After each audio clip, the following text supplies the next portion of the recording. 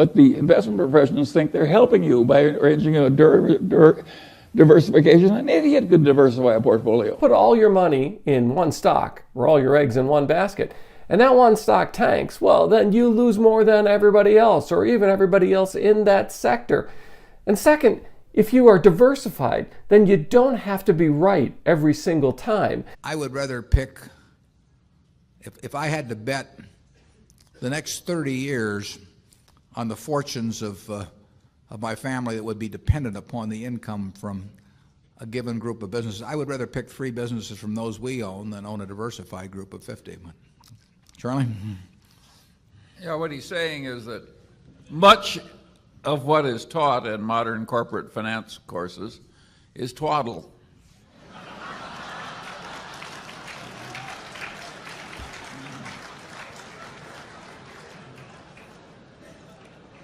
You want to elaborate on that, Charlie? Some will do worse and some will do better.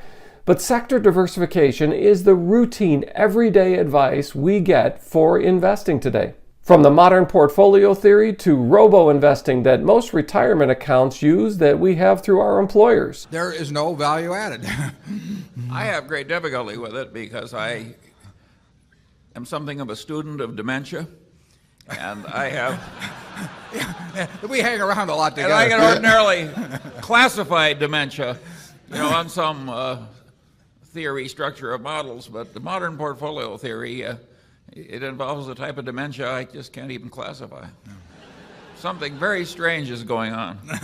And is there such a thing as over-diversification? Well, tap the like button and let's find out.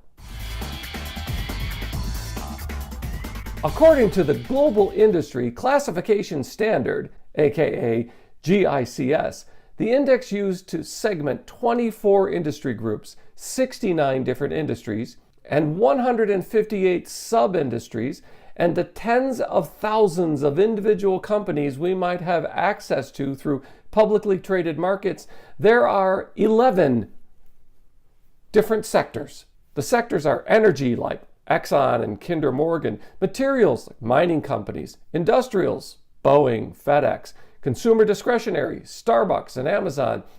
By the way, who really thinks that Starbucks and Amazon are discretionary? They seem more like necessities to most of us. Consumer staples like Procter & Gamble, healthcare, think Johnson & Johnson, financials, JP Morgan or Wells Fargo, information technology, Microsoft, Intel, communication services like Netflix and AT&T, utilities like Duke Energy or Southern Company, and real estate, REITs, real estate investment trusts, like my favorite, Simon Property Group. The idea of diversification makes sense to a point. If you don't know what you're doing and you want the standard result and not be embarrassed, well, of course you can widely diversify. But the whole trick of the game is to have a few times when you know that something is better than average, and invest only where you have that extra knowledge. But all that means is we're not diversified, we're diversified. And no, I did not make up that word. Even though it sounds like me, I did not make up that word, I promise you. And who is this curmudgeon named Charlie Munger, and why should we care? Charlie Munger is vice chairman of Berkshire Hathaway, Warren Buffett's longtime partner, and he's as old as dirt and as successful as Midas. If you don't know what you're doing and you want the standard result and not be embarrassed, well, of course you can widely diversify. Now, nobody's entitled to a lot of money for recognizing that because it's a truism. It's like knowing that 2 and 2 equals 4. But the investment professionals think they're helping you by arranging a diversification. An idiot could diversify a portfolio. Now, I'm not a financial professional. This isn't financial advice. This is for educational purposes only. But the one thing that hiring a professional guarantees is that it will not get simpler. It's perfectly possible to buy only one thing because the opportunity is so great and it's such a cinch, or only 2 or 3. So the whole idea of diversification when you're looking for excellence is totally ridiculous. It doesn't work. It gives you an impossible task. What fun is it to do an impossible task over and over again? I find it agony. This diversification thing can be overly complicated, and we can even pay people to make it even more complicated. So the alternative to that is asking, do I know what I own? Do I know if it's worth owning? And how much time am I willing to give it to pay me, to go to work for me? My father had a client. He was a lawyer in Omaha. He had a client whose husband had a little soap company. And the guy died, and my father sold the soap company. This woman was one of the richest people in town in the middle of the Depression. And what she had was a little soap company in a big mansion in Omaha's best neighborhood. And they sold the soap company. She had a mansion in the best neighborhood and $300,000. But $300,000 in 1930-something was an incredible amount of money. A little hamburger was a nickel, a big hamburger was a dime, and the all-you-can-eat cafe in Omaha would feed you all you needed to stay alive for 2 bits a day. I mean, $300,000.